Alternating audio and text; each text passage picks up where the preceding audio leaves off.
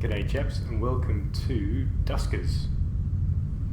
I've been given an evaluation copy of the game and I thought it would be interesting to bring this to you. I'll try to explain what's good about the game while I play it with you.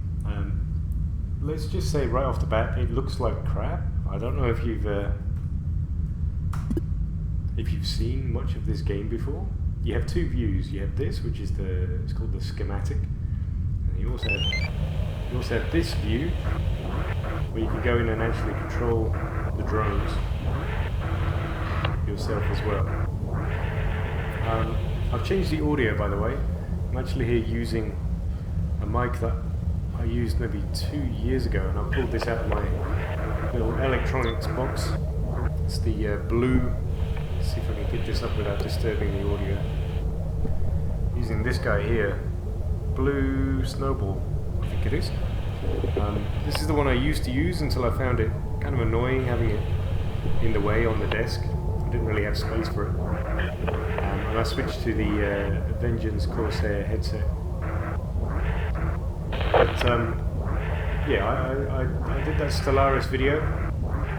Don't know if you've watched that or not yet, but I found the audio just terrible, unacceptable. So I got this together. Right, let's see what we can do. Interface is not powered. So let's go back to the schematic. So, as you can see here, I'm going to point at the screen. There's no point pointing at the screen.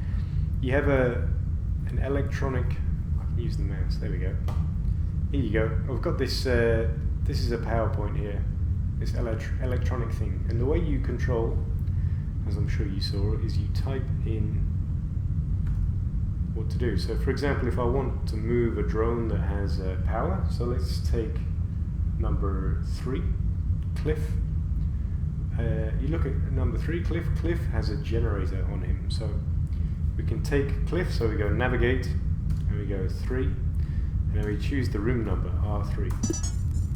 And he'll just, he'll move like that automatically. And then we can tell him generator. And we need to go generator 3. So he'll go and he has now powered all of those rooms. Now, it's not safe to go in those rooms. And to check if it is safe, what we need to do is we take another drone. Let's take John, number 2. He has a motion detector. So let's take him, we go navigate 2. And we go R3. This game is basically just a puzzle game. It's a very big puzzle game. It's a very difficult puzzle game, and it's probably the most engaging puzzle game I've played for an extremely long time. Puzzle games are not really my kind of thing in general, but I was given an evaluation copy of this and I thought I'd give it a try, and I found that I'm actually really, really enjoying it, and it's a surprise. It really is. Because I watched a little bit, after I was given the key, I watched a little bit on YouTube. I couldn't really watch it. It's not really a watchable game. I mean, it looks pretty crap. And unless someone's really explaining what's going on, it doesn't really make too much sense. So I'll get back to what's going on. So you have these infestations. We're exploring these old ships, basically. And the name of the game is you've got these drones, and you are a lone survivor in space. There's been some kind of space crash, some wreck, and these old shipwrecks, are floating around in space. And the name of the game is to go to each of these ships and salvage as much as you can. And the way you do that is by controlling your drones. The problem is that it's dangerous. It's extremely dangerous. And there are all kinds of baddies and nasties that want to kill you, basically. So I'm already, while I'm speaking, I'm kind of thinking through how we do this. Now we have this motion detection, and if you look in the bottom right, it says R3, so it's room 3. And R8 results are inconclusive. That's why you've got these yellow lines flashing around instead of green. Green means that the room is safe. Yellow means they don't know. So the motion detection has basically failed. So what we're going to do is we're going to send out a probe. And number 4, which is called Nathan, my favourite drone, has a probe in it. So what we can do is I'll just close the airlock, and then I can get number 4 to drop a probe like that. So that just dropped a probe, and then we can take control of number 4. We can there's the probe. So we can move Nathan back in here. We can close that door, and as you can see now, that probe is now trapped in room R4.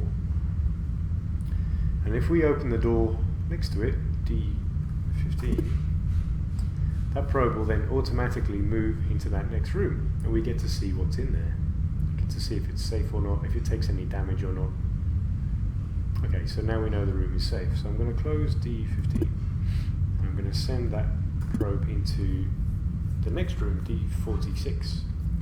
And so on and so forth. And this is the way it goes. You need to investigate these rooms one by one until you come across the resources. And the puzzles, as far as I can tell, get more and more difficult, as you would expect, the more resources there are on the ships.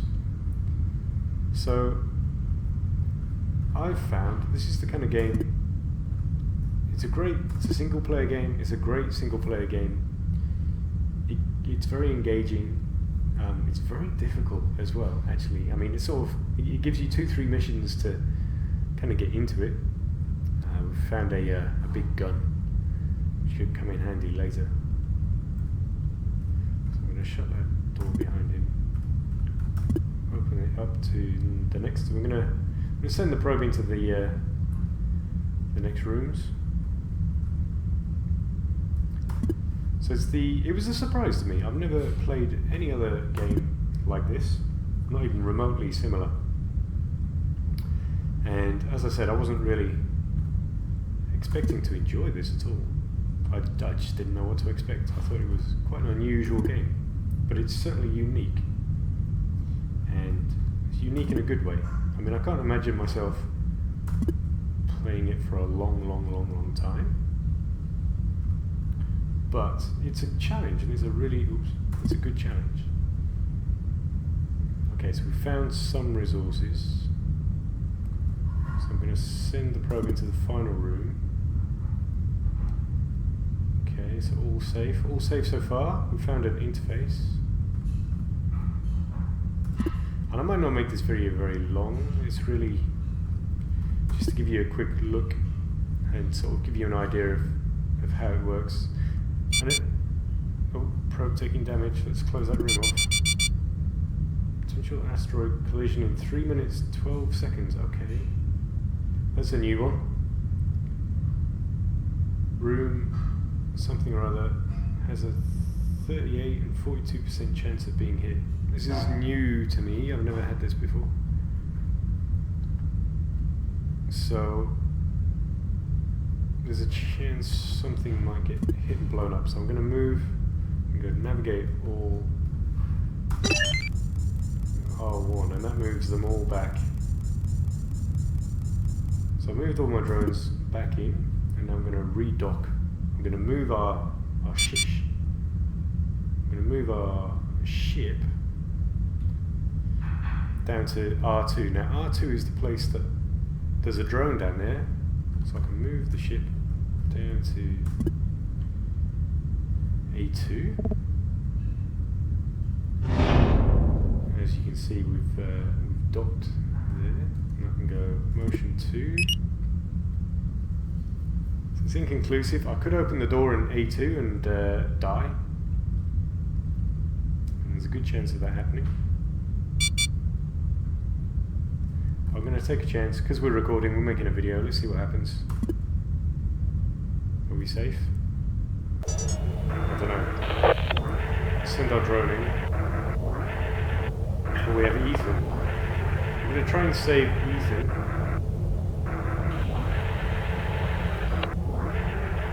to do that, we need to bring in